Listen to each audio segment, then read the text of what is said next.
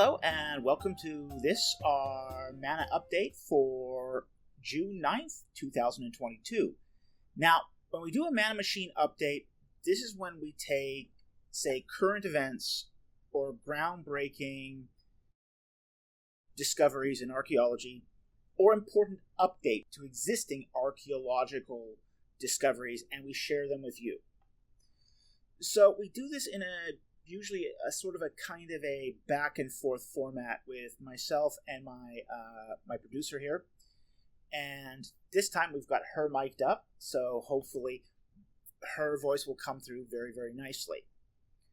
So basically what we have today is not so much of a breakthrough, but the team that deciphered or claimed to have deciphered the Mount Ebal Amulet published an article today in the magazine Artifax. Now, on some of my previous videos, I've mentioned that there's some concerns about the team that's been working on this particular discovery. Okay, that team is, it's sponsored by Associates for Biblical Research. And Associates for Biblical Research has had a history of tinkering with the data in order to push an ideological agenda. Finding what they expect to see. Yeah, it's confirmation bias. Yeah, it's an organization that promotes the early date of the Exodus vigorously. It basically sees it as the only legitimate option. So they tend to shoehorn a lot of data into that to make the results fit their theory. Okay? Now, with this article, when we get this, we do in some respects have to take this with the proverbial grain of salt. Okay? But what's interesting about this is that they've taken this as an opportunity to basically, bring up the Ebal Amulet once again into the public consciousness. Are you going to describe now or later what the Ebal Amulet is? Yes, absolutely. Okay. A lot of people may have forgotten from the last. Yeah. Adam Zertel excavated the site of Mount Ebal. And Mount Ebal is just slightly north of the city of Nablus in Israel. If you draw a straight line between Jerusalem and Nazareth, Nablus is almost dead center in that line. Okay? Now, when they excavated at Mount Ebal, what they found there was a ritual site. They found a couple altars, and the dating of that site was Late Bronze 2B, Early Iron Age 1. And who dated it? It was dated according to the ceramic topology and the scarabs they found there. Now, the scarab data is going to be really, really important to this, because one of the things that the Artifax article, and I heard about this today in an interview between Vocab Malone and Douglas Petrovich, who is a bigwig at ABR. So we get out of this article is not so much an important discovery as much as what is ABR thinking as they interpret this discovery. So that's the importance here. That's why we're doing this Manna Machine update.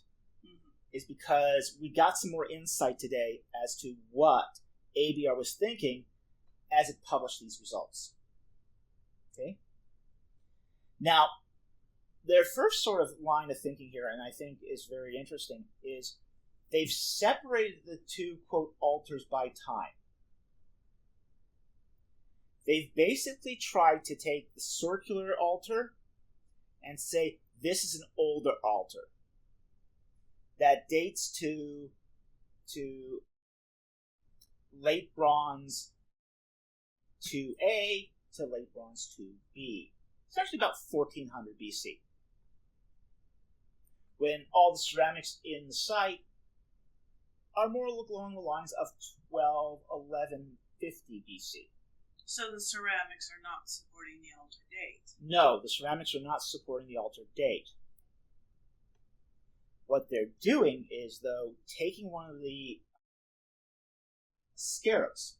Now, we have two scarabs that were found there.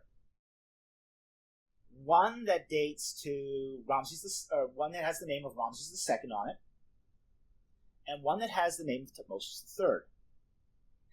Okay? Now, when you hear this, this is going to sound really good. What they're going to say is that, oh, we have two scarabs. Therefore, we have two sites, two periods of occupation. Bit of a stretch.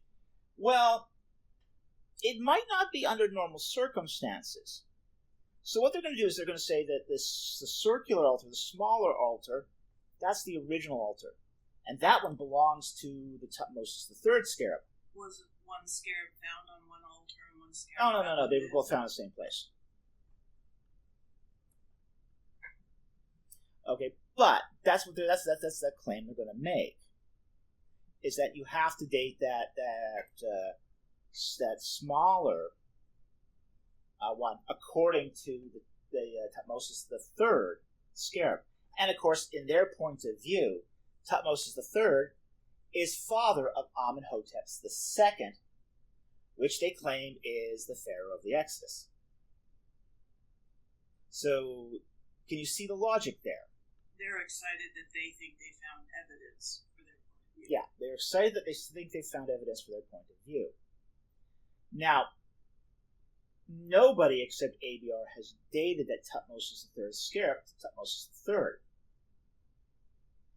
Because when you date a scarab, you don't only date it by the name that appears on the inscription, but you date it by the style of the scarab. Scarabs have stylistic periods. Yes. Some have fully articulated legs, some have a high dome back, some have a shallow back. The style that we find with the Tutmosis, the third scarab, is the same as what we find with the Ramses II scarab. And both those scarabs match a 19th dynasty date, stylistically. So archaeologists have been really, really reticent to say that that scarab comes from the period of Tutmosis III, because it's anachronistically out of date. So, being a layman, why would you have a scarab with a different pharaoh's name on it? There's actually a really good reason. If there was a great king, and every king in ancient Egypt had a religious agenda. Okay? So that religious agenda was encapsulated in their throne name. Okay? So what happened was, if you had a great king, people would carry around these what's called commemorative scarabs. As Queen's Jubilee. That Queen's Jubilee. There's a handful of people still walking around with the Silver Jubilee token that we all got as kids. Now, I don't have mine anymore. I wish I still did, but those commemorative scarabs were carried by a vast number of people because they were seen as good luck charms. Makes sense. Yeah. But they were the small religious items that were supposed to enhance your luck.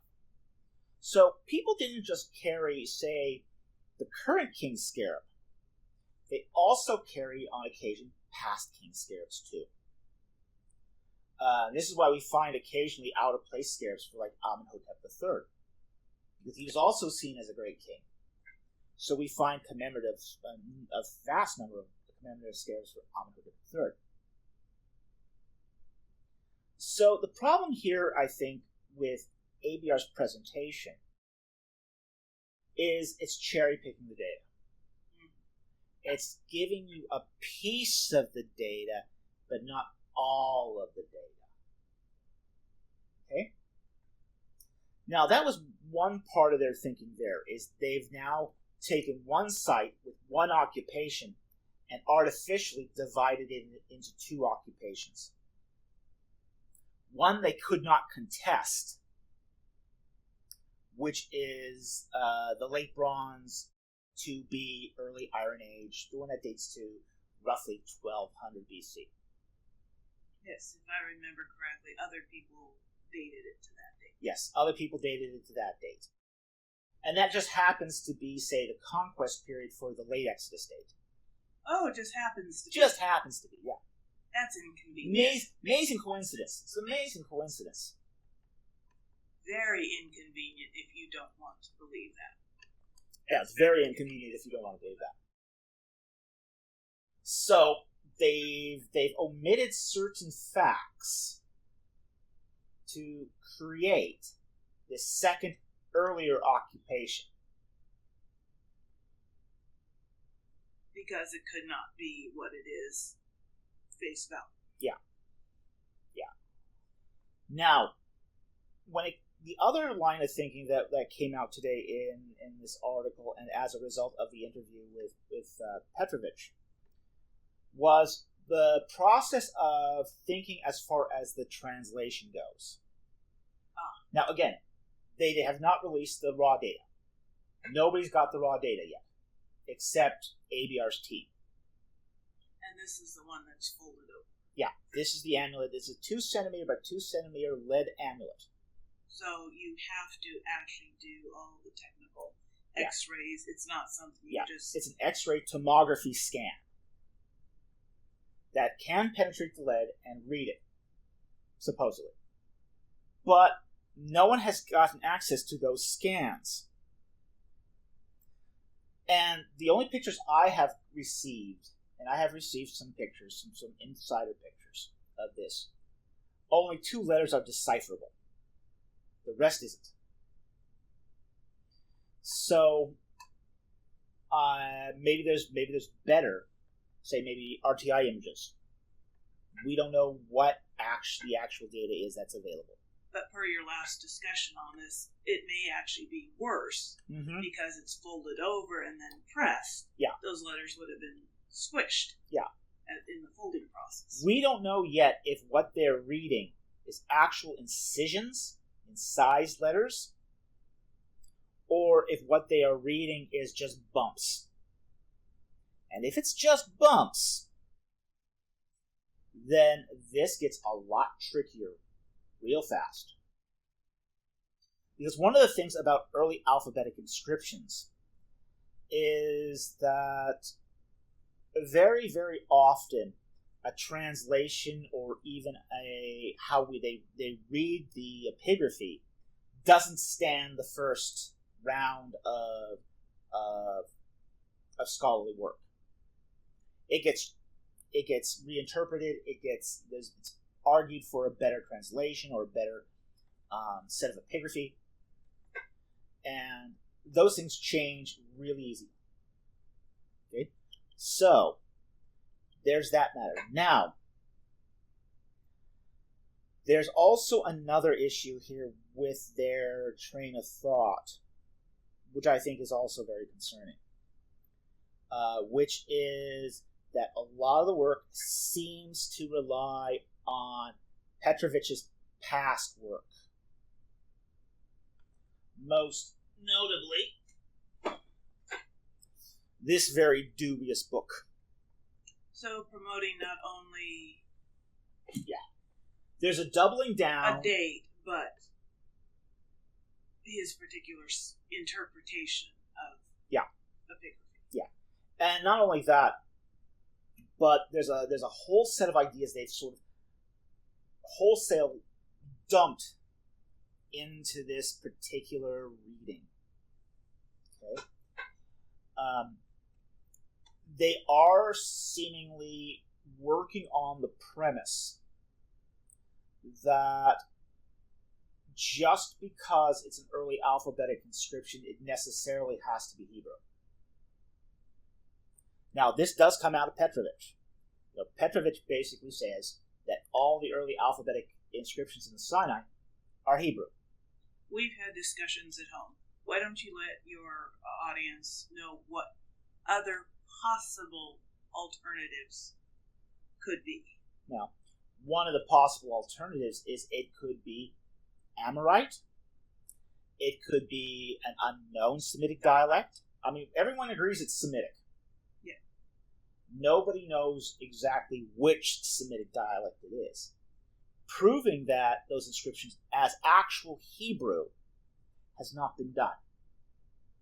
So it's potentially Hebrew. It's potentially Hebrew. Potentially several others. But it's potentially including something we've never come across before. Yeah. See, here's the thing. Petrovich asserts it's Hebrew, but he doesn't actually prove it's Hebrew. Yes. And an assertion isn't a proof. And that book of his is riddled with error. It's absolutely, I mean, it's a very poor scholarly work. It's got circular reasoning in it. You know, like his dating of Sinai 375a, which is this inscription that he claims reads Ahisamic. Is what he does is he uses the Bible to date Ahisamic, and then claims that reading is proof of the date of the early Exodus. So he's using the Bible to date the Ahisamic, to then date the Exodus. The Bible, yeah, exactly. I mean, it's textbook circularity.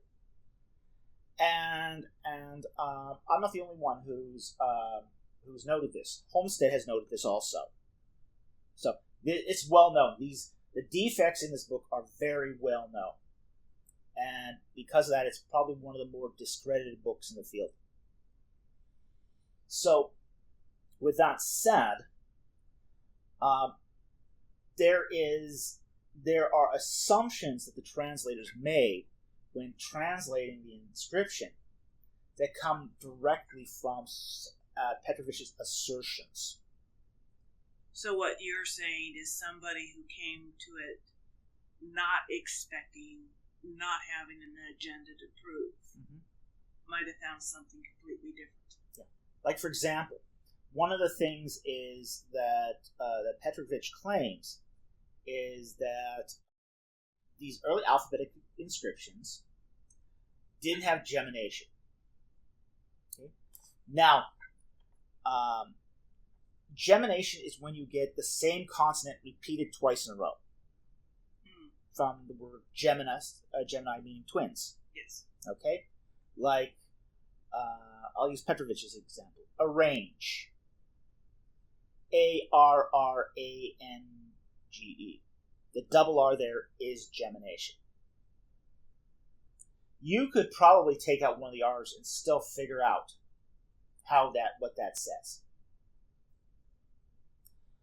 The gemination is more of it's a graphemic way of showing the phonetic pronunciation. So basically, you write it twice because it's duplicated when you say it. Now, classical Hebrew has gemination. So you do find like, for example, if you pick up a Masoretic text, you'll find the Hebrew words in there have gemination. But not all Semitic languages did. And it looks like early alphabetic inscriptions did not. Now, Petrovich claims that he discovered that early Hebrew doesn't have gemination. This tablet, this amulet, also doesn't have gemination. Ergo, it's Hebrew. There's a problem with this, though. The problem is Ugaritic also doesn't have gemination. So if Ugaritic, a well-known Semitic dialect, doesn't have gemination, and the early alphabetic inscriptions don't have gemination, that's equally possible proof that it's Ugaritic. It's equally possible that it's another Semitic language, completely unrelated to Hebrew. There's as much proof for Ugaritic as Hebrew,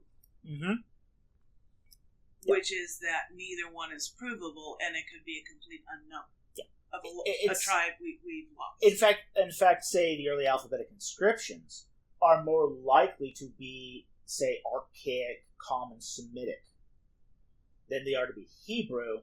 That they all evolved from. Yeah. Yes. That's the tricky bit of doing, say, comparative linguistics with the Semitic family of languages. The tricky bit is that early attestations of these languages are very, very similar. They're so similar that it's almost impossible to tell them apart. However, part and parcel to ABR's argument here is the idea that Ephraim and Manasseh invented the alphabet. Okay? This is a theory that's been pitched by Douglas Petrovich for a very long time. It's in his book. Okay.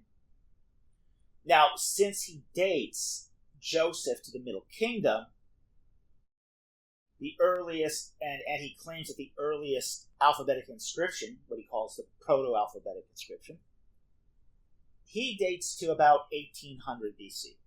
So that's Middle Kingdom. That makes sense with his sort of historical revisionism. And thus, if you have an early alphabetic inscription, and because the Hebrews came up with the alphabet, therefore every early alphabetic inscription must be Hebrew. That follows by his premise, but the premise sounds seriously flawed. There's a very seriously speculative. It's not just seriously speculative that we have a counterfactual now that pretty much destroys the theory. And the counterfactual is? Well, as much as Petrovich loves to rubbish Christopher Rolston also did the epigraphy of the tombs at El Mara.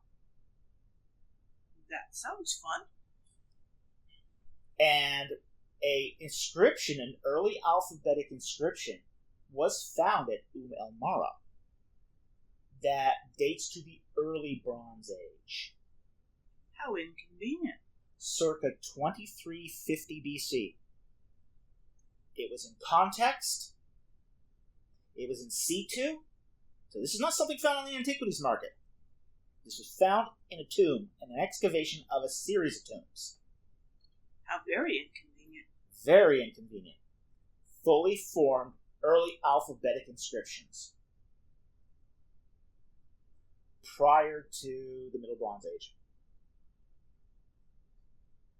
Prior to the earliest example that Petrovich cites.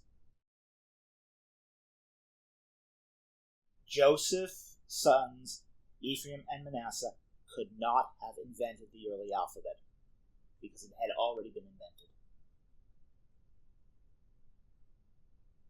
Without that assurance that every early alphabetic inscription is necessarily Hebrew, a lot of the thinking here by ABR falls apart. And I think this is what's been one of the more methodologically disturbing things about this whole Mount Ebal discovery. There is an important discovery here. Absolutely. There's absolutely an important discovery here. A lead tablet that dates to the late Bronze Age to be early Iron 1. Okay. Found in the debris of a easily datable site with a limited context. That dates to the supposed time of the Israelite conquest. That's important.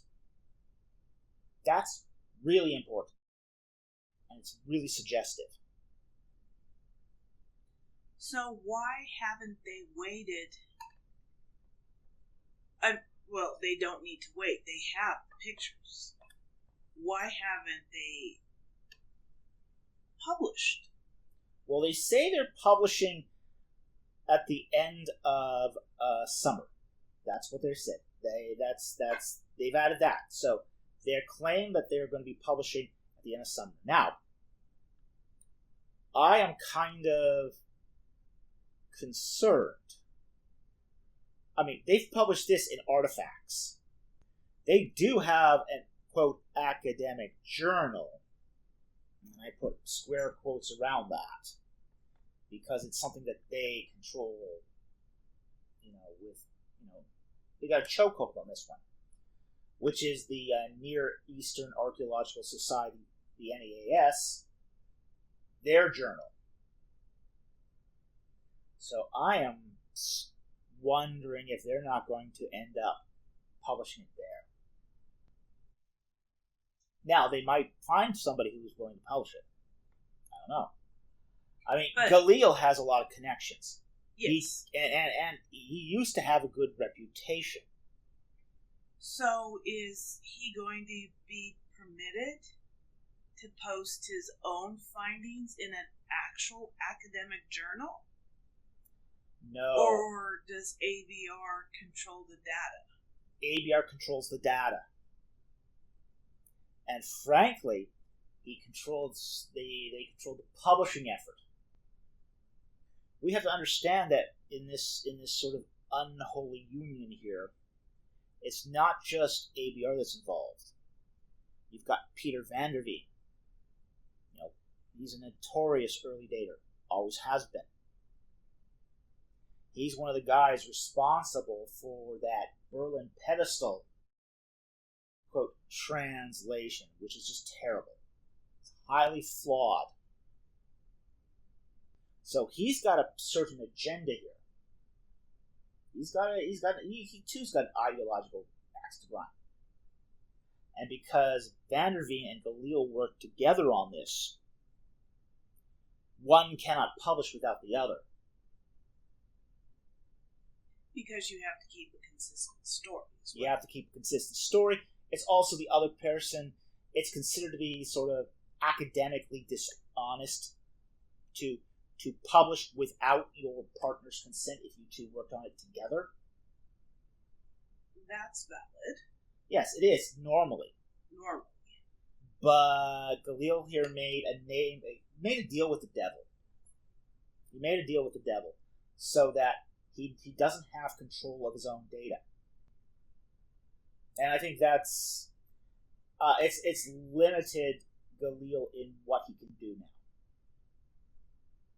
He has to pretty much drink he basically has to drink the ABR Kool-Aid or go out into the cold.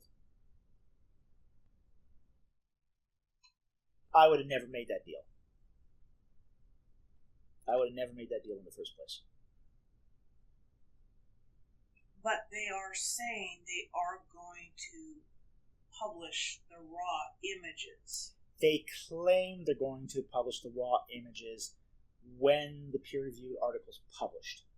So after the peer-reviewed article... What are they doing right now? Well, they're probably preparing for publication. I don't know what they're doing right now, honestly. Why do interviews without the data? Oh, that's easy. Why do interviews without the data? Money. I think ABR's seminary, which is called the Bible Seminary, I think they've been hit very, very hard by COVID. I think their enrollment numbers were never too high to begin with.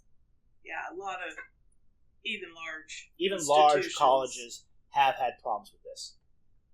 Okay. No one did well thanks to COVID. A lot of colleges were really, really hurting. I know, like, for example, Trinity Evangelical Divinity School. has had to lay off a whole bunch of people because enrollment's down like by 20%. Yeah. Now, for a tiny starting up college like the Bible Seminary, who had 16 people, maybe 20, a 20% drop in enrollment for people can really mean the difference between making your budget and not. So I think there's really here, I think they're not doing that well. And I think what this does, what archaeological discoveries like this do, is it pumps money into the system. One of the things they, like for example, ABR has reported, is after making this discovery, a lot of people have signed on to dig at their other sites, like at Shiloh, because they want to be involved with something that, that they think is working towards the kingdom of God. This is the same reason why you have volunteers giving up their life savings and working for nothing for Dinosaur Adventureland, that scam that's being run by Kent Hovind. Well, most of the people doing the work there are sincere, pure-hearted, and want to build the kingdom. And I think people who are and frankly, those who dig on at like Shiloh, they're throwing in like $8,000 to go. This is a huge cash cow for ABR and Bible Seminary. They need people to dig, not because they need diggers. They need people to dig because they need the money. And announcements like this that bring the focus back to the Mount Ebal Amulet, keep it in the public consciousness, keep people interested, and that is going to end up meaning more benefactors and more checks. So they're pulling a Tucker, as in the car manufacturer. Mm-hmm.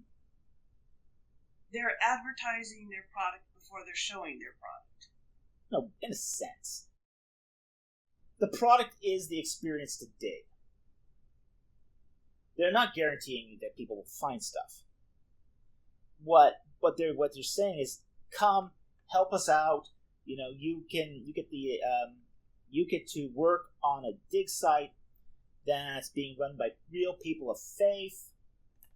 They won't interpret it in a liberal, critical way. So there's no atheism here. You're not helping atheism when you dig here.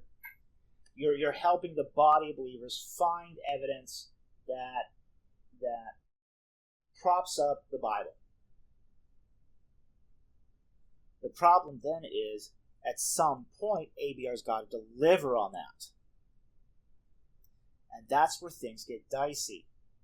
Is because when they're having to deliver on that, they end up cherry-picking the data, doing confirmation bias, ignoring counterfactuals.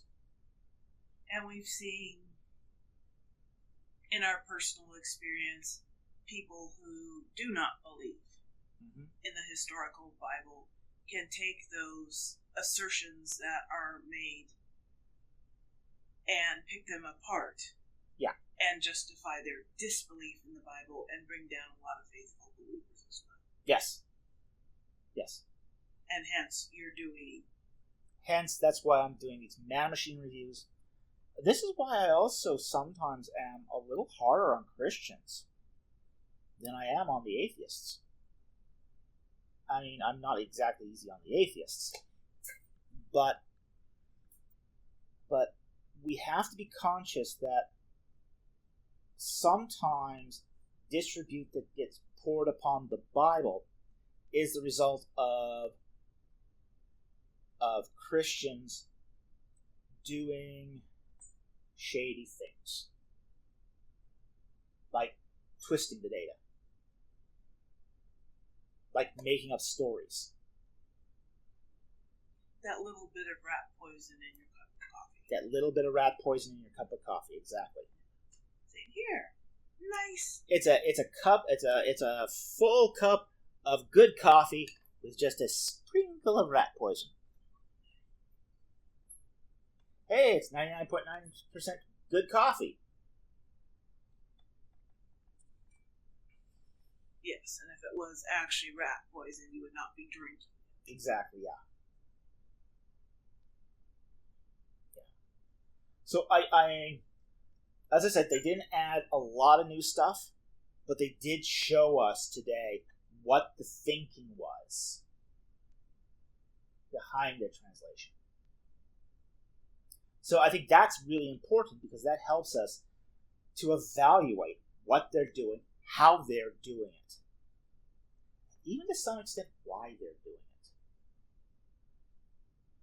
And on the good note, to people who may be listening in who are very undecided about this, because I spent my 20s absolutely adoring glossy biblical archaeological magazines. We all want confirmation that the Bible is historically true. Mm-hmm. And of course, your position is there's enough legitimate historical finds. Yes.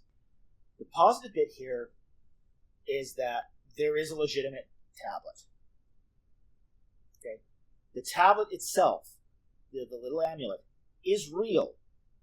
It's a real lead tablet discovered in an archaeological site that dates to the late Bronze Age. You know, whether that's the early Bronze Age or the late Bronze Age, say late Bronze 2A or late Bronze 2B, early Iron Age 1, it's still really early.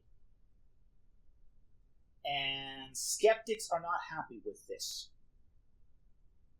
Because even if we find a few alphabetic letters on there, and from what I can tell, there's at least 2 alphabetic letters on there that I can see that are legitimate. I do see an aleph, and I do see a resh on there. So, and lead amulets are associated with cursing. Curse amulets of this type are very common in the Hellenistic period. This could very likely be the earliest curse amulet that we have ever found. And that we find it on Mount Ebal, the mountain of cursing. Very significant. Very interesting. And it is strong evidence, whether you believe in early or a late date of the Exodus, of a Joshua conquest. Because we're finding it right where we should find it. And that's exciting. That's very exciting. So, this is not just because ABR has stretched the truth here, doesn't mean it's all bad. There is truth here. It's just sort of wrapped up in their agenda. And if you can untangle their agenda from the facts, very exciting. Very, very exciting, and a very important discovery. Okay, well, with that said, we are going to conclude this Manna Machine update. I hope you got something out of that. Again, we brought this to you because it's the latest update on the Mount Ebal Amulet, and you heard my producer here and me talk about this. So anyway, I hope you enjoyed this. I hope you learned something. Thank you very much for watching, and I will see you next time on Ancient Egypt and the Bible.